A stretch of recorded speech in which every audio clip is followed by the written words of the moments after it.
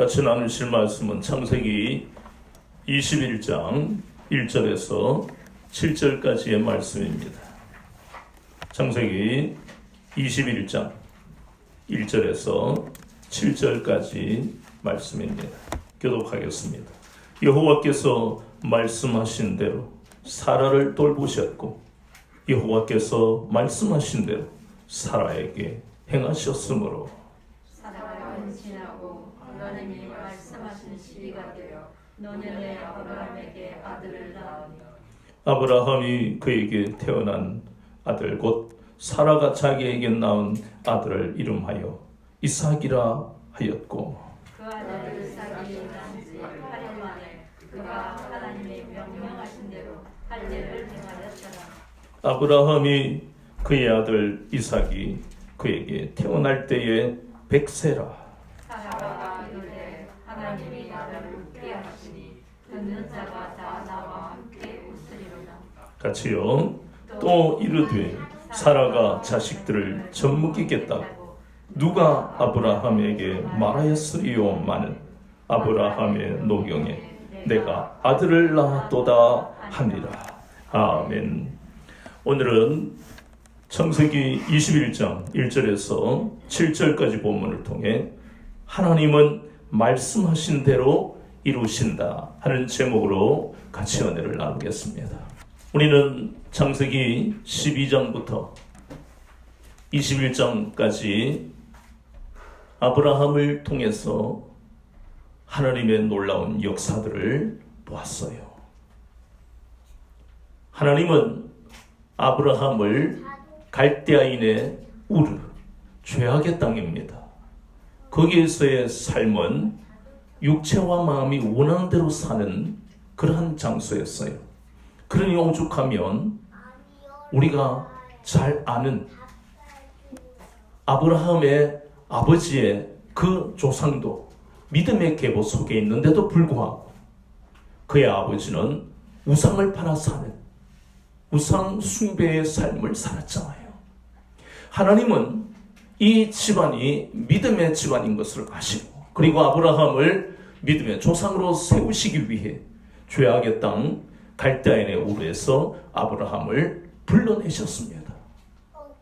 가나안으로 인도하시고 또 그의 몸에서 상속자가 나와 큰 민족을 이루고 장대하게 하겠다고 약속하셨어요. 그 말씀이 바로 창세기 12장 2절 13장 14절에서 17절까지 그리고 15장 4절 5절에 있는 말씀들이 바로 그 약속들입니다. 그때 아브라함은 하나님의 이 놀라운 축복의 말씀을 듣고 뭐라고 했을까요? 하나님, 나요 갈대인의 우리에 해놓은 사업이 많아가지고 그 정리하려면 시간이 많이 걸려요. 이거 다 현금으로 바꿔야 되는 데만 해도 시간 걸리고요. 야, 하나님이 좀 이따가 한 1년 뒤에 부르시면 안 될까요? 그렇게 하지 않았습니다. 아멘! 그랬어요. 그래서 그는 갈대아인의 우르에서 하란으로 왔잖아요. 아버지 따라서. 처음에 아브라함은 하나님의 이 약속을 아멘으로 받았지만 그러나 자신과 아내의 나이가 들어가면서 점점 하나님에 대한 그 신뢰가 희미해지기 시작하고 현실이 눈에 보이니까 우리가 잘 알다시피 창세기 17장 17절에 보면 아브라함이 뭐라고 고백하는 말이 나옵니까? 허허, 내 나이가 100세가 다 됐는데 99세에 무슨 내 아내 사라는 89세인데 이 나이에 무슨 아들이 있을까? 거기다가 창세기 18장 11절에 보면 사라는 생리가 끊어졌더라. 그래서 하나님의 때 하나님이 약속하신 그 응답은 감감무소식이고 마침내 그가 아내와 결정한 일은 우리가 잘 아는 창세기 16장 1절에서 4절까지 말씀을 보면 사라의 여종 하갈과 동침하였더라. 참 우리가 인간적으로 생각하면 아쉽지요. 왜냐하면 가나안에 들어온 지 10년, 75세에 가나안에 들어왔어. 그 약속의 말씀을 붙들고 10년 동안 믿음을 지켰다는 거예요. 그런데 하나님의 때는 도무지 이르지를 않으니까 결국 하갈과 동침했지만 하나님의 때까지 기다리지 못한 아브라함은 그 결과 집안이 쑥대밭이 되고 아내는 아내대로 왜 내가 당신을 위해서 이렇게 내 본부인의 자리를 포기했는데 내가 저 종에게 이렇게 멸시를 당해야 돼? 사라가 안 그랬겠어요?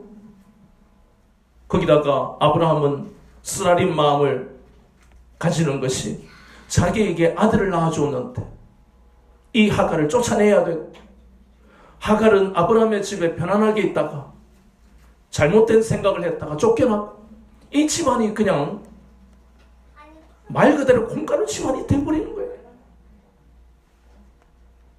이 쓰라린 실패의 경험을 맛본 것은 단 한 가지 이유, 하나님의 때까지 기다리지 못했어. 육신이 연약해서 넘어지고 말았다는 것입니다.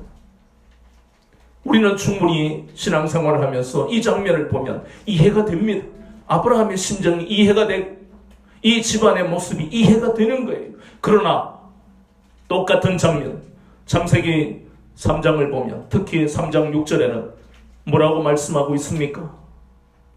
먹음직하고 보암직하고 지혜롭게 할 만큼 탐스러운 그 아담과 하와의 그 탐심을, 스스로의 탐심을 이기지 못하고 결국 하나님이 명령하신 최초의 율법이라고 할 수 있는 선악을 하는 나무 열매는 먹지 말라는 그 명령을 거역하게 됐습니다. 우리 이해가 되지요? 때때로 저와 여러분은 날마다 선악과를 먹고 있잖아요. 하지 마라 하는 이해가 됩니다. 아브라함도 이해가 되고요. 아담과 하와도 이해가 됩니다. 여자 때문에 어쩌고 저쩌고 하는 그런 잘못된 말은 빼고 다 이해가 돼요. 그런데 하나님의 명령은 무서운 거예요. 아담과 하와가 하나님의 명령을 어기고 난 다음에 그들이 받은 벌이 무엇입니까? 허허 자식들 3세번이니까 이제 처음이야. 다음부터 조심해. 이렇게 말씀하지 않았습니다. 바로 에덴 동산에서 쫓겨났습니다. 너무 심할 정도. 아브라함도 마찬가지. 하갈과 동침하는 그 하나님의 말씀을 거역하고 하나님의 말씀을 믿지 못해서 실패의 쓰라림을 그 고통을 겪었는데 그건 아무것도 아니에요. 하나님은 14년 동안 아브라함을 만나주지 아니하셨습니다. 이사야서 59장 1절과 2절을 보니까 하나님의 손이 짧아 우리를 구원하지 못하심도 아니요 하나님의 귀가 둔하여 우리의 소리를 못 들으심도 아니라고 했습니다. 하나님과 우리가 단절되는 것은 아담 하와와 아브라함이 사라가 하나님과 단절되는 것은 그것은 바로 죄악 때문이다. 분명히 말씀합니다. 주님도 바울을 통해서 로마서 8장 6절에서 8절 통해 말씀하셨습니다. 영의 생각은 생명과 평안, 육의 생각은 사망이라. 하나님과 원수가 된다고 그랬습니다. 그 말씀과 예사야서 59장 1절 2절 말씀 똑같은 거예요. 똑같은 하나님의 말씀이에요. 아브라함이 육신이 연약해서 결국 넘어졌는데 그 결과는 너무나 고통스러운 것입니다. 이러한 경우가 우리에게도 있지 않습니까? 왜 이렇습니까? 왜 이렇게 아브라함이 실패의 고통을 맛보아야 되는 것입니까? 왜 우리가 아브라함과 똑같은 이러한 장면을 과거에 우리가 보았고 어쩌면 현재에도 그러고 있는지도 모르는 왜 이렇습니까? 우리는 의문이 생기는 거예요. 도대체 왜 이런가? 그것은 단 한 가지 이유밖에 없습니다. 하나님의 때와 우리가 간절히 바라는 우리의 때가 다르기 때문입니다. 오직 그 한 가지밖에 없어요. 그럼 결국 답은 나왔잖아요. 하나님의 때까지 우리는 뭐 해야 됩니까? 기다려야 된다는 것이에요. 결국 이 아브라함과 사라가 뭐 때문에요? 실패했다고요? 기다리지 못했어요. 기다림이 쉬운가요? 우리는 이 창세기 12장부터 우리가 보고 있는 창세기 21장에 오늘 이 약속의 성취가 이루어지는 이 축복의 시간까지 결코 기다림이 쉬운 게 아니라는 겁니다. 기다림이라는 것은 축복이기도 하지만 또 한편으로는 고통이기도 하다는 것이에요.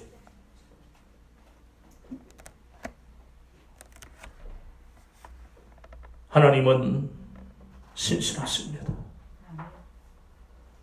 하나님은 이 아브라함과 사라의 실패에도 불구하고 결코 아브라함에게 그리고 사라에게 약속하셨던 그 약속을 잊어버리시지 않았다는 것입니다. 하나님이 신실하시기 때문에 우리가 잘 아는 창세기 17장 1절에 하나님이 14년 만에 아브라함에게 나타나신 거예요. 전적으로 아브라함의 죄악으로 인해서 하나님과 그 사이가 단절됐음에도 불구하고 하나님은 99세에 아브라함에게 나타나셔서 너는 내 앞에서 행하여 완전하라. 하나님은 시편 145편 8절 9절 말씀처럼 아브라함에게 긍휼을 베풀어 주셨습니다.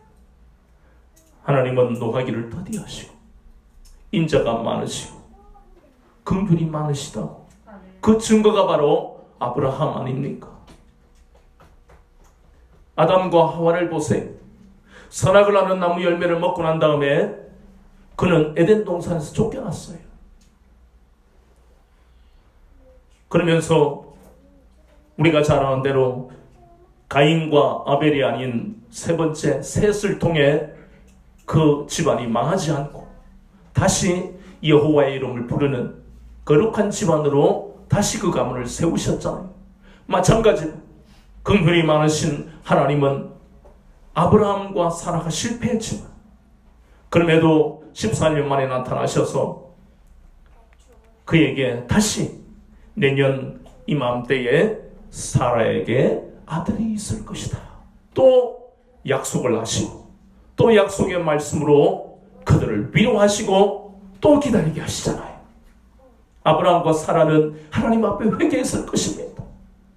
약속의 말씀을 붙들고 끝까지 기다리지 못한 것을 하나님 앞에 회개했을 거예요. 그러나 우리가 아까 보았던 창세기 17장 17절에 보면 허허 무슨 99세에 아들이 있겠냐? 왜냐하면 생물학적으로는 이미 불가능하니까.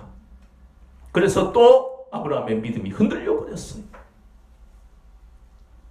이번에는 왜 하나님에 대한 그 신뢰가 믿음이 흔들려 버렸을까요? 하나님의 전능하신 능력을 간과했기 때문입니다.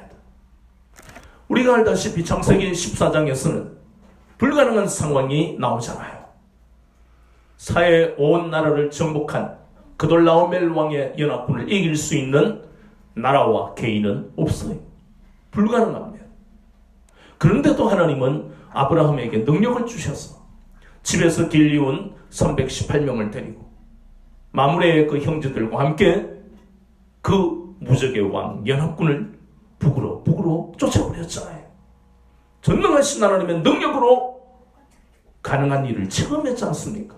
그뿐만 아닙니다. 창세기 19장에 보면 유황과 불로 그 소돔과 고모라와 그 주변의 도시들을 모두 진멸시켜버린 하나님의 능력을 보았잖아요. 그 전능하신 하나님의 능력을 한 번씩 우리가 놓칠 수가 있다는 겁니다. 왜요? 현실이 우리 마음에 일단 한번 들어오면요, 이게 잔상이 남아요. 현실에서 보이는 그 모든 일들이 너무 크게 우리 마음을 잡아버려요. 하나님은 눈에 보이시지 않고. 그리고 아브라함처럼 하나님의 때는 우리가 알 수가 없고, 당장 메꿔야 할 돈이 수천 수억이 되고 수십억이 되면 하나님이 없는 인생은 자살하잖아요. 왜 그렇습니까? 밥이 없으니까. 거기다가 우리가 죽고 나면 그 빚이 자식들에게 또 승계되니까. 그래서 일가족이 한꺼번에 자살하는 이 불행하고 비참한 그런 기사가 나오는 것은 하나님이 없는 인생이기 때문에, 그들이 기댈 수 있는 힘이 될 수 있는 것이 없었기 때문에 결국은 극단적인 선택을 하는 것입니다. 우리는 이 아브라함을 보면서 신앙인으로 살고 있는데도 불구하고 쓰라린 실패의 경험을 하는 것은 한 가지 원인, 전능하신 하나님을 의지하는 그 믿음이 우리에게서 희미해지면 누구라도 이런 일이 있을 수 있다는 것입니다. 그런데도 우리가 아까 그랬지요. 하나님은 신실하시다. 구약과 신약을 통해 약속하신 이 모든 66권의 성경 속에 있는 약속의 말씀, 언약이라고 부르는 이 약속의 말씀은 반드시 하나님이 성취하신다는 거예요. 마침내 하나님은 제대로 기다리지 못하고 때때로 시행착오를 겪고 불신앙했던 아브라함과 사라의 그러한 인생과 관계없이 끊임없이 약속의 말씀을 통해 그들을 위로하고 긍휼을 베푸시고 오래 참도록 은혜를 베푸셔서 마침내 25년 만에 그 약속을 이루셨습니다. 사라의 임신과 출산은 인간의 노력이나 정성으로 되어진 것이 아닙니다. 전적인 하나님의 능력으로 되어진 것입니다. 이 불가능해 보이는 남자는 100세, 여자는 90세. 무슨 만화 같은 소리 아닙니까? 이 만화죠, 이게. 현실에서 어떻게 이런 일이 일어납니까? 오랫동안 기다렸던 이 이삭은 바로 우리가 이후에 신약에서 보게 되지만 유대인들이 그토록 오랫동안 기다렸던 메시아에 대한 예표가 바로 이삭의 출생입니다. 이삭의 출생이 그 약속이 성취된 것처럼 유대인에게 오실 이 메시아에 관한 예언도 성취될 것을 예표하고 있는 장면이기도 하다는 것입니다. 구약은 신약과 관계없는 것이 아니, 이 21장을 통해서 오실 예수님이 예표되고 있다는 것입니다. 불행하게도 유대인들이나 바리새인들은 그것을 깨닫지 못하고 인정하지 않았습니다. 만약에 바리새인들이 창세기 21장 우리와 똑같이 보고 있으면서 오실 메시아에 대한 예언을 예표하고 있다는 것을 받아들였다면 그들은 우리가 잘 아는 대로 로마의 장군 티투스 장군에게 예루살렘이 불타고 수백만 명이 유대인이 노인이든 아이든 할 것 없이 죽는 불행한 일을 당하지 않았을 것입니다. 인생이 이렇게 어리석은 거예요. 자신의 재주와 능력과 자신의 머리와 경험과 경륜을 가지고 살아가고 혹은 신앙생활을 하면 이런 실패를 맛볼 수밖에 없는 거예요. 그런데도 전적인 하나님의 은혜로 때때로 실패하는 이 아브라함과 사라와 관계없이 하나님은 은혜를 베푸셨습니다. 믿음이 희미해지고 흔들릴 때쯤 되면 하나님은 다시 한번 약속의 말씀을 기억하게 하시고 또 약속의 말씀을 붙들고 가게 하신 전적인 하나님의 은혜와 능력으로 되어진 것이라는 거예요. 본문의 말씀에 보니까 1절과 2절에 말씀대로 몇 번 나왔습니까? 3번이나 나왔습니다. 이렇게 3번이나 나왔다는 것은 이것이 바로 하나님의 능력으로 된 것이지 아브라함과 사라와는 전혀 관계가 없다는 것을 말씀하시고 더 나아가서는 약속의 말씀은 반드시 성취된다는 것을 우리에게 똑똑히 보게 하시는 겁니다. 목사님, 이거는 되지만 내가 처해 있는 이 현실은 불가능할 거예요. 그러면 아브라함처럼 또 고통을 당하는 거예요. 예외는 없습니다. 그런데 우리가 인본주의 지식으로 살고 있다 보니까 제가 예전에 영어 여러 가지 이제 그 구절들을 외우고 공부를 했는데 그 중에 제가 생각나는 게 영어로는 기억이 잘 안 나니까 기대하지 마시고 예외 없는 규칙은 없다. 그 구절을 외우는 구절 중에 생각이 나는 거예요. 그게 인본주의 지식이에요. 그러면 그 말은 무슨 말이에요? 예외가 있다는 말이잖아요. 그러면 그 지식으로 성경을 읽다가 에이 이건 되지만 저건 안 될 거예요. 그게 뭐예요? 인본주의예요. 육신의 생각입니다. 불가능은 없습니다. 사라는 90세에 아이를 출산했다는 이 기적 같은 불가능한 상황에서 이루어진 이 일을 통해 분명히 자기 눈앞에 아기가 있으니까 이걸 보면서 이건 하나님이 하실 것이다 고백하고 하나님을 찬양한 것입니다. 우리가 잘 아는 최초의 찬양은 바로 출애굽기 15장에 나오는 홍해바다를 건너게 하신, 그래서 이 절체절명 300만 명에 가까운 출애굽한 이스라엘 백성들이 죽을 수밖에 없는 이 운명 속에서 하나님이 건지신 것은 찬양한 것입니다. 한 사람만 했나요? 아닙니다. 남성들은 다 남성 합창단이 조직이 되고 여자들은 여성 합창단이 미리암을 통해서 대표로 해서 남녀 혼성으로 하나님을 찬양하고, 하나님이 하셨다. 전능하신 하나님이 우리를 저 홍해바다로부터 그리고 애국 군대로부터 우리를 건지셨다. 하나님을 찬양하죠. 그 찬양이 오늘 여기서 보고 있는 거예요. 사라가 찬양을, 하나님은 불가능한 이 일을 이루셨다. 하나님을 찬양합니다. 그러면서 그는 과거를 회상했을 겁니다. 그 아기를 보면서 창세기 11장 30절에 보면은 갈대아인의 우르에서 살던 그 사람, 자신이 잉태할 수 없음을 알고 얼마나 고통스러워했겠습니까? 주변에 아이가 출생했다는 이야기 들을 때마다 얼마나 마음이 쓰라렸겠어요. 그 갈대아 우르에서 시아버지 데라를 통해 하란으로 옮겨왔고, 또 하란에서 하나님이 지시하신 땅 가나안으로 옮겨왔고, 그 가나안에서 기근을 만나 애굽으로 내려갔다가 고통을 당하고, 그 애굽에서 다시 가나안으로 올라왔고, 그 가나안에서도 마므레에 살다가 그랄로 오면서 또 고통을 당하고, 이 사라의 인생을 생각하면요, 남자들은 할 말이 없는 거예요. 남자들 잘해야 됩니다. 얼마나 이 사라의 인생이 고통스러운 인생인지 모릅니다. 누구 따라다니면서? 아브라함 따라다니면서 생고생을 하고 살았잖아. 얼마나 힘들었겠습니까? 그런데 아브라함을 우리가 탓할 수도 없는 것이, 그는 최선을 다해서 사라와 부족민을 위해 헌신했어요.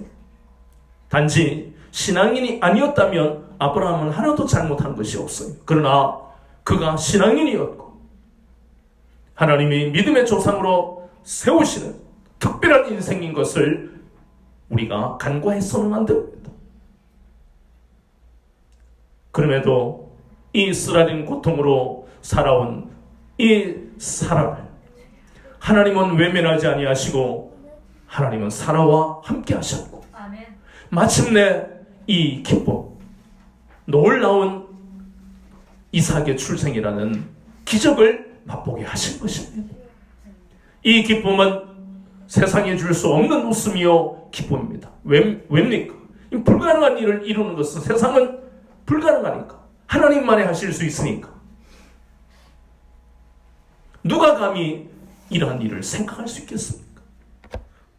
본문에 우리가 읽었잖아요. 7절에서 노년에 아브라함과 사라에게 아이가 있을 줄 누가 알았겠냐? 누가 감히 이런 장면을 상상할 수 있었겠냐? 마찬가지입니다. 하나님이 우리 죄에 대하여 아들을 죽이시려고 우리에게 보내셨다. 누구든지 예수 그리스도를 믿는 자마다 구원하시고 자녀 삼아 주시는 이 일을 누가 감히 생각할 수 있겠습니까? 그뿐만 아니라 우리를 거룩하게 살게 하시려고 날마다 하나님을 아는 지식에서 자라가게 하시려고 또 다른 보혜사 성령님을 우리 가운데 보내실 줄을 누가 상상할 수 있었겠습니까? 이것 하나만 보더라도 우리가 사는 세상은 눈에 보이는 세상만이 아니라는 것을 하나님은 깨닫게 하시고 우리의 눈을 열어주시는 것입니다. 우리는 눈에 보이는 그것조차도 때때로 못 믿을 때가 얼마나 많습니까? 그런데 본문에서 보이는 이 놀라운 응답의 장면과 우리 주 예수 그리스도를 이 땅에 보내셔서 우리 모든 죄에 대한 저주에 대해서 해결해 주시는 이 놀라운 일은 상상할 수가 없다는 것이에요. 보혜사 성령님이 우리를 거룩하게 살게 하시는 겁니다. 우리는 원래 죄인이었습니다. 거룩한 것과 거리가 먼 것이에요. 우리 하고 싶은 대로 하고 살잖아요. 내 기분 나쁘면 화내. 아니 왜 우리 집 앞에 누가 감히 차를 세워놔서 꺼버리고. 아니 자기 집 앞에 있는 그 땅이 자기 것입니까? 아닙니다. 그 도로는 시의 것이에요. 기가 막힙니다. 그래서 꺼놓은 걸 가지고 한판 싸우지요. 좀 그 정도가 지나치면 이 심각한 그러한 문제까지 번지잖아요. 어떤 기사를 보니까 아파트에서 위층에 이 배관이 터져가지고 아래층이 물바다가 됐어요. 그 아래층은 가족들이 여행 가고 없는 거예요. 그러다 보니까 이게 물이 방마다 뭐 거실이고 주방이고 어디고 한 10cm 정도 차도록 심각한 문제가 발생했어요. 그러니까 전적인 위층의 잘못이니까 인테리어 기사를 불러서 다 고쳐줬어요. 거의 비용이 한 4천만 원 들었대요. 뭐 고급 아파트에 사나 봐요. 근데 문제는 거기서 끝난 게 아니에요.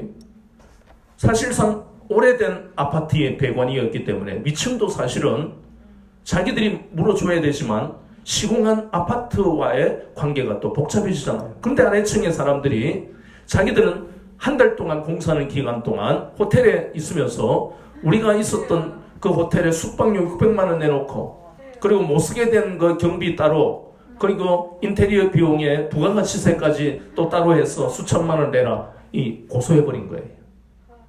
참 이건 누가 잘했다 잘못했다 이야기하려고 하는 것이 아니고 우리 눈앞에 보이는 이 현실에도 보세요. 돈이 들고 그리고 한 달 동안 집에 있지 못한 고통 그리고 아파트 시공업체의 잘못으로 4천만 원 가까운 돈을 물어내야 하는 이런 모든 이러한 관계들이 현실에서 흔하게 일어나는 일들이에요. 돈이 있든 없든 간에 이런 문제들은 우리 눈앞에 항상 펼쳐지는 거예요. 신앙인도 마찬가지입니다. 원하지 않는 일들이 일어나는 것이에요. 하나님은 본문을 통해 그것을 말씀하는 겁니다. 이제 우리의 삶의 태도와 자세가 달라져야 된다. 내가 가지고 있는 지식과 인생에 대한 모든 경험과 경륜을 내려놓아라. 결국 그 말씀을 하시는 거예요. 100세와 90세에 무슨 자식을 가질 수 있습니까? 불가능합니다. 불가능해요. 그런데도 하나님은 약속하신 것을 이루시잖아요. 아브라함과 사라를 우리가 뭘 할 수 없습니다. 우리도 마찬가지잖아요. 너 결혼할 수 있어. 조금만 기다려봐. 그러면 떠올라야 할 장면이 어디입니까? 창세기 19장이에요. 19장에 보면 롯의 두 딸은 아버지에게 뭐랍니까? 이 땅에는 우리가 결혼할 남자가 없다. 이게 인본주의. 가장 심각한 이 땅의 청년들이 가지는 이 생각이 롯의 두 아들, 두 딸로 똑같다는 거예요. 없다. 환경과 시대가 다르시더라도 똑같은 말을 하는 거예요. 이 시대. 교회 다닌다는 청년들. 5만 가지 이유를 다 듭니다. 배우자가 없다. 이 불신앙이라 이 말이에요. 하나님은 이런 하나하나를 다 깨뜨리시는 거예요. 만약에 버리지 않고 내려놓지 않으면 아브라함 집안처럼 쓰라린 실패의 경우, 이 고통은 말로 다 못해요. 이 고통을 안 보게 하시려고 우리의 인본주의 지식, 엄마, 아빠 검색해보니까 바라고 저녁에 사과를 먹으면 독일하잖아. 이 맞아요? 아닙니다. 세상 지식은 우리를 혼미하게 만드는 것입니다. 요번에 또 결과 나왔잖아요. 전혀 관계없다. 그러니 세상 지식은 1년 지나면 달라지고 10년 지나면 달라져요. 모든 세상 지식은 내가 절제만 하면 되는 거예요. 무조건 좋다고 해서 많이 먹으면 안 되고, 무조건 나쁘다 하더라도 내가 조심하면 되는 거예요. 그러니 하나님의 말씀을 가까이 해야 이렇게 수시로 달라질 수 있는 이 인본주의를 깨뜨리는 거예요. 하나님을 기대하게 되는 거예요. 아브라함과 사라는 주신 그 말씀을 붙들고 사실상 기대와 소망을 가지고 살았어요. 자신의 연약함을 하나님 때때로 깨닫게 하시면서, 그럼에도 하나님은 계속해서 말씀을 주시잖아요. 내년 이맘때 또 참게 하시잖아요. 그럼 이제는 너무나 분명한 말씀이잖아요. 이제 1년만 참으면 되니까.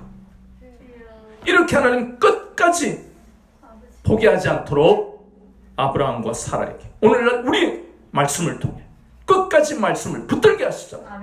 그 말씀을 이루게 하시잖아요. 그런데 연약하죠, 우리는. 그래서 야고보서 1장 2절에서 4절까지 믿음의 시련을 우리에게 주십니다. 우리가 연약한 걸 하나님이 아시니까 고난을 주시는 이유가 거기에 있는 것입니다. 하나님 우리를 미워하셔서 이놈의 자식 믿음도 못 지키고 아브라함과 10년을 지켰는데 너 1년도 못 견뎠잖아. 이렇게 야단치시는 게 아니라 우리가 연약한 것을 아시기 때문에 고난이라는 믿음의 시련을 우리에게 주시는 거예요. 믿음의 시련을 주시는 정확한 이유는 야고보서 1장 3절에 나옵니다. 인내를 이루게 하시려고. 우리는 못 참으니까. 못 참잖아요. 만약에 롯이 두 딸의 얘야 기다려보자. 기도하고 기다려보자. 저 약속의 땅에 아브라함이 있지 않느냐.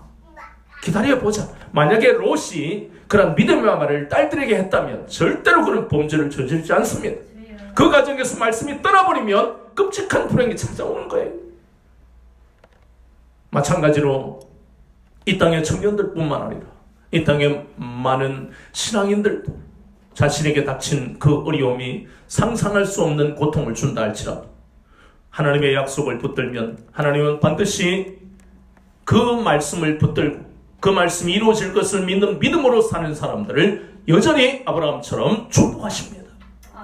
하나님의 축복을 받는 것은 어려운 게 아니라 단 한 가지, 잘 기다리는 사람에게 하나님은 아브라함처럼 복을 주시는 것을 우리는 깨달아야 됩니다.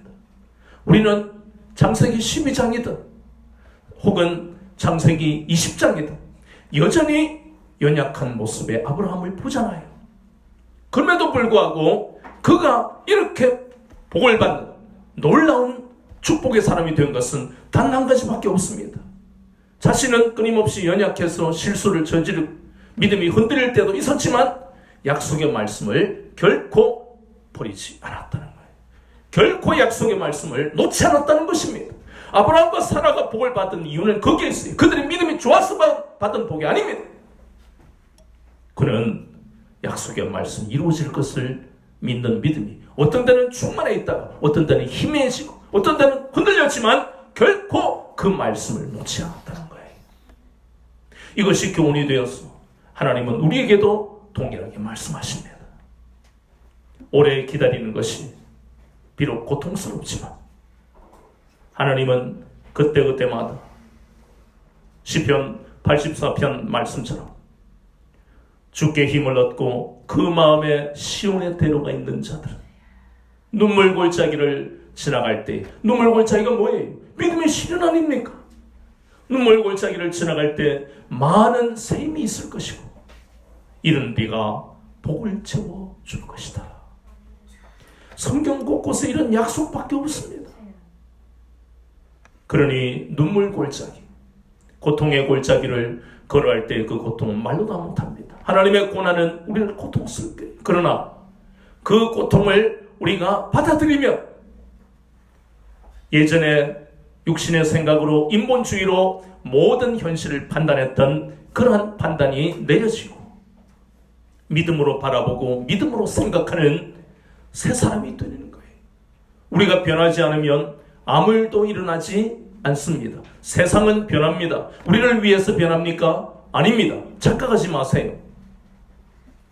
저는 예전에 청년 때 와, 우리나라가 그때가 70년대 같으면 중학교 때인데 100억 불 달성했습니다. 어쩌고 그렇게 할 때 와, 이제 우리나라 잘 살게 되었다. 나이가 드니까 사실 잘 살게 된 것이 좋기는 하지만 그 모든 혜택의 거의 대부분은 부자들이 받는 것을 그걸 알게 되면서부터 아, 그렇구나.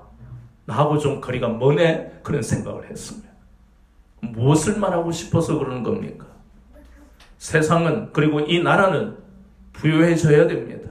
근데 문제는 선진국들이, 우리나라가 부유해지면서 잃어버린 것이, 점점 잃어가고 있는 것이 전통사회에 우리의 아주 좋았던 인정이 사라져버리고 삭막한 세상이 되어버렸다는 것입니다. 그러니 하나님이 분명히 이 나라를, 자원도 없는 나라를 축복하신 것이 맞아요. 그런데 뭘 잃어버렸어요? 하나님이 축복하신 것을, 그것을 기억하기 싫고 인정하기 싫어하니까. 그래서 그 세계 12국에, OECD 국가의 12국에 들어가지만 그 이면에 고통들이 우리에게 신문기사를 통해 나타나고 있고 우리 현실에서 나타나고 있는 것입니다. 그래서 우리는 이제 생각을 정리해야 됩니다. 그렇구나. 세상이 우리의 삶을 윤택하고 미래를 보장하는 것이 아니고 하나님이 우리 인생을 책임지시는 것이고, 그런 인생을 살려면 우리는 하나님의 약속의 말씀을 붙들어야 된다는 것입니다. 이것이 비록 고통이 우리에게 따른다 할지라도 하나님은 이 고통을 이길 수 있는 길이 바로 말씀을 붙드는 것임을 깨닫게 하셨기 때문에 이 말씀만을 붙들고 이 말씀이 반드시 이루어질 것을 믿는 믿음으로 인내해야 되겠다. 이것이 바로 답입니다. 목사님, 저 결혼하고 싶은데요, 취직하고 싶은데요, 직장만 하고 싶은데요, 저 돈 없어요. 그렇다고 제가 인맥이 있어서 좋은 혼처를 알지도 못합니다. 그러나 저는 그 모든 인생에 일어나는 일들의 기대와 소망이 이루어지는 방법을 저는 알고 있어요. 약속의 말씀을 붙들면 고통이 따라오지만 그 고통을 이길 수 있는 유일한 길은 말씀을 붙들고 그 말씀이 이루어질 것을 믿는 믿음입니다. 그것이에요.